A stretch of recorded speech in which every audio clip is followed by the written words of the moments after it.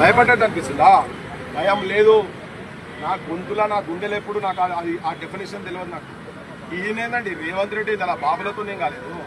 భీకరంగా ఎక్కడ పడితే అక్కడ ఎత్తుకపోయి హత్యలు చేసే టైంలలోనే తెలంగాణ వాదాన్ని పట్టుకొని తిరిగినాము. ఈయన పాస్ చంద్రబాబు నాయుడు వచ్చి పల్లెల మీద దమనకాండ చేస్తుంటే ఎదురొల్లి వాళ్ళకి అగేన్స్ట్ గా మేము యాత్రలు చేసిన వాళ్ళం. మేము పాలకుర్తి పోరు బిడ్డల యాత్రలు అని చేసిన వాళ్ళం. ఓపెన్ కాస్ట్ సైడ్ పోయి తిరిగిన వాళ్ళం మేము. ఈ వీళ్ళైతే కూడా భయపడతాడు. ఆఫ్రాల్కి ఇంత పానం తీసుకుంటే పోతుంది, కానీ పుడతారు. వచ్చాడు మొలకలు పుట్టిరు. వీళ్ళు చచ్చిపోలేదా? 69లో చచ్చిపోతే పుట్టలే 1200 మంది. మళ్ళీ వాళ్ళు మేము చచ్చిపోతే మళ్ళీ పుట్టేటోడు ఉంటాడు. ఈ గడ్డనే త్యాగాల గడ్డ. ఇక్కడ కూడా భయపడిస్తే బెదిరేటోళ్ళు కాదు. తర్వాత నువ్వు ఆడ బానిసత్వం చేసిన వాటికే నువ్వు ఆ ట్రైనింగ్ క్లాసెస్ పెట్టుకుని మా బొట్టలేదు అరెస్టులు చేస్తున్నావు, దాడులు చేస్తున్నావు, భయపడుతున్నావు అనుకోకు బిడ్డ.